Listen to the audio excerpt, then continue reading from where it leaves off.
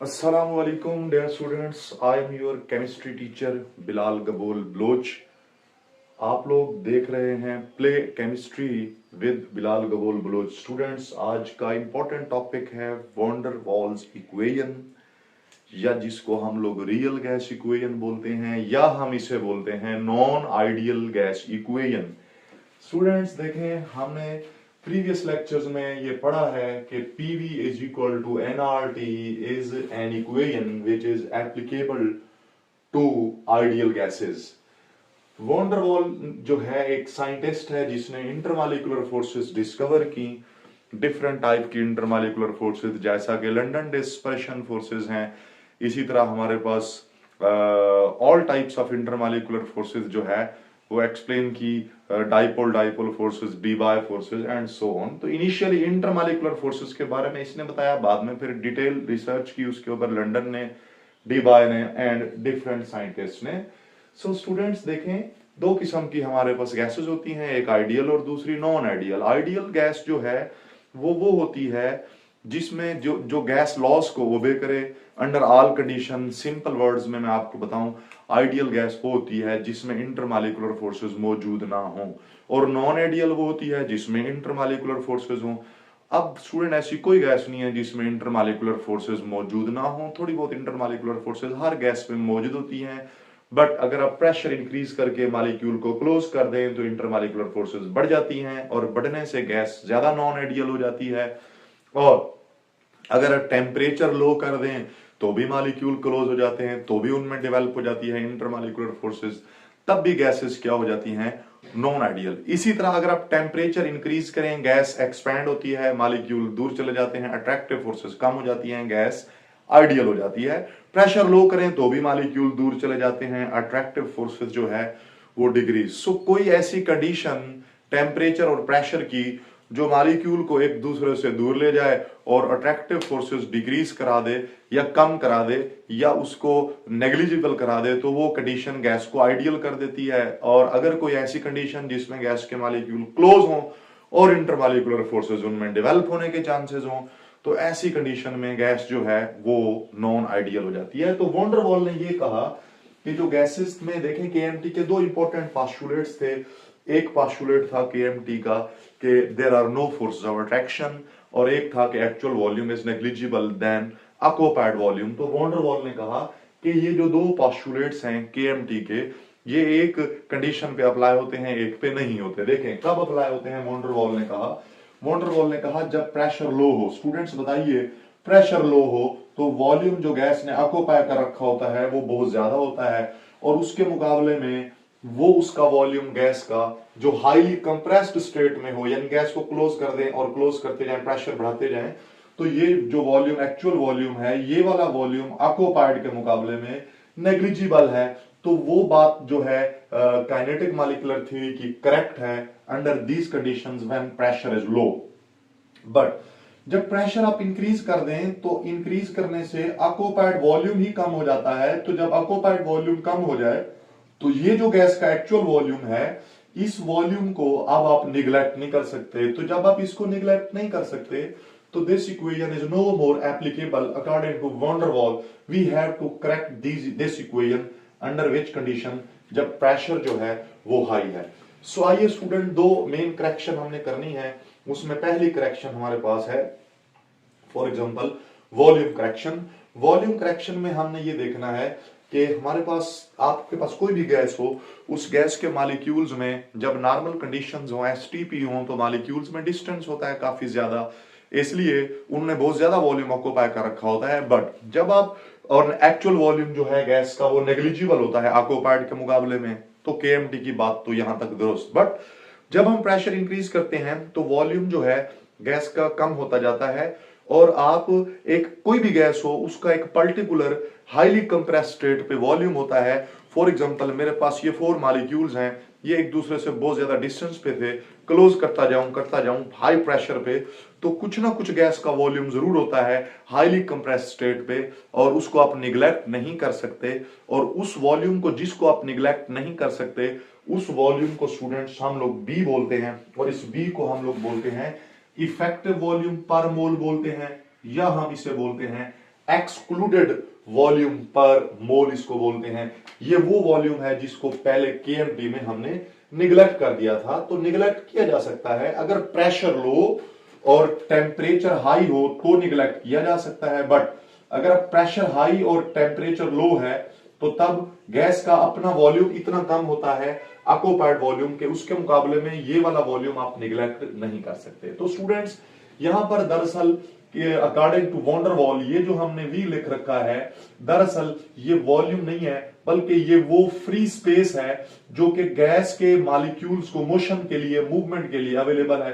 Suppose जिस room में मैं मौजूद हूं, इस पूरे रूम को गैस ने ऑक्यूपाई किया हुआ है और हकीकत में गैस को सपोज एक क्यूब के इक्वल ही जगह काफी थी अगर आप प्रेशर बहुत ज्यादा बढ़ा देते, बट क्यों उसने ज्यादा वॉल्यूम ऑक्यूपाई कर रखा है? क्योंकि प्रेशर लो है। अब लो प्रेशर पे ऑक्यूपाइड वॉल्यूम इतना ज्यादा है कि आप इस एक्चुअल वॉल्यूम को निगलेक्ट कर सकते हैं। बट अगर मैं गैस को कंप्रेस करता हूं और गैस का ऑक्यूपाइड वॉल्यूम ही कम हो जाए तो अब की बार आप उस वॉल्यूम को निगलेक्ट नहीं कर सकते। तो आप यूं समझ लें कि ये बी वो वॉल्यूम है जिसको आप निगलेक्ट नहीं कर सकते। अब सपोज आपके पास जो कंटेनर है उसका वॉल्यूम है 100 डेसीमीटर क्यूब सपोज, और उस 100 में से ये जो बी है वो 1 डेसीमीटर क्यूब है। तो अगर 100 में से 1 डेसीमीटर क्यूब निकाल लें तो रिमेनिंग जो स्पेस है रूम में या कंटेनर में वो स्पेस है जो फ्री है, जिसमें गैस के मॉलिक्यूल जो है वो रैंडम मोशन शो करते हैं या गैस के मॉलिक्यूल को मूवमेंट के लिए वो स्पेस अवेलेबल है। सो स्टूडेंट्स ये हमारे पास जो है बी। अब स्टूडेंट याद रखें ये जो गैस है उसका जो वॉल्यूम बी है ये वो वॉल्यूम है जो हाईली कंप्रेस स्टेट पे है, इसलिए इसको इनकंप्रेसिबल वॉल्यूम बोलते हैं। लेकिन याद रख लें अभी भी गैस के मॉलिक्यूल में गैप मौजूद है, कभी भी गैस के मॉलिक्यूल को 100% क्लोज नहीं किया जा सकता। गैस के मॉलिक्यूल की जो शेप्स होती हैं, उनका जो साइज होता है, उनके अंदर इलेक्ट्रॉनिक क्लाउड होता है। गैस को जब आप एक लिमिट तक क्लोज करते हैं तो वो क्लोज हो जाएगी, उससे ज्यादा क्लोज करेंगे एक मॉलिक्यूल दूसरे मॉलिक्यूल के इलेक्ट्रॉनिक क्लाउड को रिपेल करेगा एक दूसरे से दूर। सो गैस के मॉलिक्यूल में हाईली कंप्रेस स्टेट में भी स्पेसेस मौजूद होती हैं। अगर सपोज स्पेसेस ना हो तो ऐसे वॉल्यूम को हम Vm बोलते हैं। Vm वो वॉल्यूम है कि जब गैस के मॉलिक्यूल्स में जो स्पेसेस हैं वो हमारे पास जीरो हैं। अब गैस को गैस में रख के मॉलिक्यूल्स में स्पेसेस जीरो करना स्टूडेंट्स पॉसिबल नहीं है। समझाने के लिए हमने लिखा है कि B is equal to 4Vm, यानी अगर स्पेसेस जीरो हो जाएं तो वो वाला वॉल्यूम इस वॉल्यूम से जो हकीकत में हाईली कंप्रेस स्टेट में होता है ये वॉल्यूम 4 टाइम लेस और बी उससे 4 टाइम Vm से ग्रेटर होता है। इनफैक्ट गैस को गैस में रख के ये वॉल्यूम हम अटेन कर सकते हैं, ये वॉल्यूम अटेन नहीं किया जा सकता। तो ये तो आपने यहां जो V है उसको रिप्लेस करना है, V is equal to V minus B put करना है फॉर 1 मोल। अगर n मोल हो तो n के लिए आपको यहाँ NB पुट करना पड़ेगा। स्टूडेंट यहां क्विकली B के यूनिट देख लेते हैं। देखें B हमारे पास वॉल्यूम है, इसके यूनिट डेसीमीटर क्यूब पर मोल होते हैं, और स्टूडेंट ये STP यूनिट्स हैं, इसके स्टैंडर्ड यूनिट्स हैं, ये हैं standard units. Similarly students metre cube per mole, तो ये स्टूडेंट्स SI यूनिट्स हैं। सुबह ये दो यूनिट्स हैं A और B के, इंपॉर्टेंट है, MCQ में आपसे पूछता है B के ये यूनिट्स हैं इंपॉर्टेंट। नेक्स्ट स्टूडेंट हमने प्रेशर करेक्शन देखनी है। प्रेशर करेक्शन जो है उसमें हमने लर्न करना है प्रेशर होता क्या है। देखें ये मॉलिक्यूल है, ये जाके वॉल को कंटेनर को कोलाइड करे तो ये प्रेशर एक्सर्ट करता है। अब स्टूडेंट जब आप गैस को आइडियल सपोज करते हैं तो यूं समझ लें कि ये दो मॉलिक्यूल हैं और गैस आइडियल है, तो ये मॉलिक्यूल कोलाइड करने जा रहा है तो ये मॉलिक्यूल इसको अट्रैक्ट ही नहीं कर रहा है, इस मॉलिक्यूल को ये अट्रैक्ट ही नहीं कर रहा, तो इसलिए ये फ्री है और ये ज्यादा प्रेशर एक्सर्ट करेगा। अगर गैस आइडियल हो तो प्रेशर ज्यादा एक्सर्ट करेगा मॉलिक्यूल, बट कोई भी गैस 100% आइडियल नहीं होती, हर गैस में थोड़ी बहुत अट्रैक्टिव फोर्सेस मौजूद होती हैं। तो वॉन डेर वाल ने ये कहा कि देखें जी ये एक मॉलिक्यूल है, ये जैसे ही कोलाइड करने जाएगा तो ये मॉलिक्यूल इसको अंदर की तरफ अट्रैक्ट करेंगे। देखें वो मॉलिक्यूल जो इंटीरियर में मौजूद है, मॉलिक्यूल जो कंटेनर के सेंटर में है, सेंटर वाले मॉलिक्यूल को हर तरफ से ऊपर नीचे लेफ्ट राइट हर तरफ से अट्रैक्टिव फोर्सेज इक्वली फील हो रही हैं, तो वो तो attractive forces overall cancel out हो रही हैं। बट जब मॉलिक्यूल जो है फॉर एग्जांपल ये मेरे पास वॉल ऑफ कंटेनर है और ये ए मॉलिक्यूल है एक, और ये उसके पीछे हमारे पास जो है वो बी मॉलिक्यूल्स हैं, तो स्टूडेंट ये जो ए मॉलिक्यूल है ये जब इस वॉल को कोलाइड करने जाएगा तो ये जो मॉलिक्यूल्स हैं ये उसको अपनी तरफ क्या करेंगे, अट्रैक्ट करेंगे। अगर आइडियल गैस नहीं है, नॉन आइडियल है, जो कि हर गैस नॉन आइडियल होती है, तो ये ए जो कोलाइड करने जा रहा है, इनवर्ड जो डायरेक्शन में मॉलिक्यूल मौजूद है कंटेनर के अंदर, तो ये ए को अपनी तरफ अट्रैक्ट करेंगे। जब अट्रैक्ट करेंगे, ए की स्पीड स्लो होगी, ए की जब स्पीड स्लो होगी तो वो उतना प्रेशर एक्सर्ट नहीं कर पाएगा, बल्कि उससे कम प्रेशर एक्सर्ट करेगा, क्योंकि फोर्स वो उतना अप्लाई नहीं कर पा रहा, बिकॉज इनवर्ड डायरेक्शन में मॉलिक्यूल अंदर की तरफ अट्रैक्ट कर रहे हैं। सो हम लोग जो सोच रहे थे कि गैस के मॉलिक्यूल्स का जो प्रेशर है according to kinetic molecular theory of gases, कि पीआई प्रेशर होगा। पीआई को कहते हैं ट्रू काइनेटिक प्रेशर, जो according to kinetic molecular theory था। तो हम लोग जो एक्सपेक्ट करते प्रेशर वो नहीं होगा, बल्कि उससे लेस हो जाएगा अट्रैक्टिव फोर्सेस की वजह से। सो कितना लेस होगा प्रेशर स्टूडेंट्स, पी डैश जो है वो प्रेशर लेस होगा। और ये जो पी डैश लेस हुआ प्रेशर, इसको कहते हैं लेसन्ड प्रेशर। और याद रख लें, ये जो लेसन्ड प्रेशर है इसकी मैग्नीट्यूड अट्रैक्टिव फोर्सेस पे डिपेंड करती है। जितना अट्रैक्टिव फोर्सेस ए और बी में इंक्रीज कर जाएंगी, उतना पी की मैग्नीट्यूड बढ़ेगी। और अगर पी डैश की मैग्नीट्यूड इंक्रीज करेगी, एंड इफ पी डैश की मैग्नीट्यूड इंक्रीज कर जाए, तो रियल प्रेशर या ऑब्जर्व प्रेशर वो क्या कर जाएगा स्टूडेंट्स, डिक्रीज। एनीवे, हमारे पास ये जो इक्वेशन है इसमें पी आई होता है, तो हम पी आई को अलग करेंगे।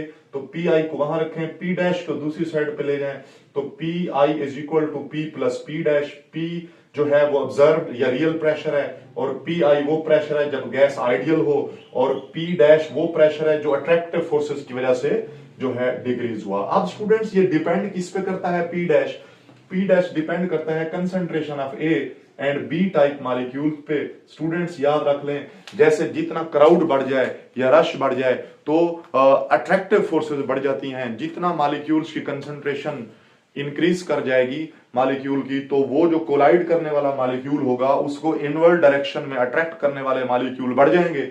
स्पीड इसकी लो हो जाएगी। स्पीड लो होने से लेसन्ड प्रेशर की वैल्यू बढ़ेगी। इसकी वैल्यू बढ़ने से ऑब्जर्व्ड प्रेशर जो है वो क्या कर जाएगा, डिक्रीज। इन अदर वर्ड्स ये डिपेंड करता है P dash concentration of A and B type molecules पे। अब ये जो कंसंट्रेशन है स्टूडेंट्स, इसके जो यूनिट्स होते हैं वो हमारे पास होते हैं मोल पर डेसीमीटर क्यूब। मोल का मतलब n और पर डेसीमीटर क्यूब मतलब डिवाइडेड बाय v। इसके लिए डॉट, इसके लिए भी सेम लिखेंगे n ओवर v, और this implies student p dash is equal to a n square over v square. देखें स्टूडेंट्स, ये a प्रोपोर्शनैलिटी कांस्टेंट है, n को n से मल्टीप्लाई किया स्केयर हो गया, v को v से किया, एंड सो ऑन। अच्छा स्टूडेंट्स, अब आप फाइनली ये जो आपके पास इक्वेशन थी, ये जो P, इस P में आप लोग पहले इस इक्वेशन को सेट कर लें। देखें, P I is equal to P plus ये जो P डैश है वो इसके इक्वल है a n square over v square. तो स्टूडेंट्स इस इक्वेशन में आप लोग जब आप पुट करेंगे, ये इस इक्वेशन में P की वैल्यू, पी आई की वैल्यू पुट करेंगे, तो आपको पता है यहां पर पी आई पुट करेंगे तो P plus A N square और v आ जाएगा। इसको रिप्लेस किया, देखें ये आ गया आपके पास P plus A N square और v स्केयर इनटू ये वाला v आपके पास स्टूडेंट्स ये दिया हुआ है, तो इस v को रिप्लेस करेंगे, ये इस v को रिप्लेस करेंगे, v को v is equal to v minus N B, तो v माइनस एन बी से तो ये इक्वेशन डिराइव हो जाएगी। अभी यहाँ पर एक और चीज इंपॉर्टेंट हमने लर्न करनी है कि स्टूडेंट्स ये जो आपके पास P डैश है, इसमें हमने a की वैल्यू स्टूडेंट फाइंड आउट करनी, रिलेशन फाइंड आउट करना है। तो a किसके इक्वल है, देखें P dash v square over यहां पर n स्केयर। देखें n को नीचे ले गए दूसरी साइड पे, और P डैश की और v को ऊपर ले गए। अब स्टूडेंट्स हमने यूनिट्स ऑफ a देखने हैं, units of a, units of a। तो a के यूनिट्स भी टू टाइप्स के हैं। एक हमारे पास उसके एसटीपी यूनिट्स होंगे, और दूसरा स्टैंडर्ड यानी एक यूनिट्स होंगे, और दूसरा हमारे पास जो इसके यूनिट्स हैं वो हैं एसआई। सो आइए हम इसके स्टैंडर्ड यूनिट्स देखते हैं। इसके हमारे पास जो स्टैंडर्ड यूनिट्स हैं वो क्या है, प्रेशर के एटीएम होते हैं स्टूडेंट्स, वॉल्यूम के डेसीमीटर क्यूब होते हैं, बट इसका स्केयर है तो डेसीमीटर की पावर 6 हो जाएगी। नीचे स्टूडेंट क्या लिखा हुआ है, हमारे पास मोल लिखा हुआ है और मोल का स्केयर है, तो देखें ये मोल का स्केयर आएगा। अब आप क्या करेंगे, this is equal to atm decimetre की पावर 6, नीचे से ऊपर आएगा तो मोल की पावर -2। तो ये ए के यानी फोर्स जो इसको वॉन डर वाल कांस्टेंट भी बोला जाता है, और इसको हम लोग कोएफिशिएंट ऑफ अट्रैक्टिविटी या कोएफिशिएंट ऑफ अट्रैक्शन, क्योंकि ये अट्रैक्शन पे डिपेंड करता है, तो इसको वो भी हम बोल सकते हैं। अब स्टूडेंट एसआई यूनिट प्रेशर के न्यूटन पर मीटर स्क्वायर भी होते हैं और पास्कल भी। केमिस्ट्री में मोस्टली न्यूटन पर मीटर स्क्वायर यूज होते हैं, तो ये न्यूटन पर मीटर स्क्वायर यहां पर, और ये जो वॉल्यूम है उसके यूनिट होते हैं मीटर क्यूब। स्टैंडर्ड नहीं एसआई यूनिट मीटर क्यूब का स्क्वायर लेंगे तो मीटर की पावर स्टूडेंट 6 आ जाएगी। नीचे आपके पास एन स्क्वायर है, नीचे एन स्क्वायर नीचे से यानी मोल है, मोल का स्क्वायर नीचे से ऊपर आएगा, तो ये हमारे पास बन जाएगा मोल की पावर -2। फर्दर इसे सिंप्लीफाई करेंगे तो न्यूटन मीटर है, इसकी पावर +4 आ जाएगी, -2 और प्लस का 6 +4 एंड मोल की पावर है -2। So here are units of A.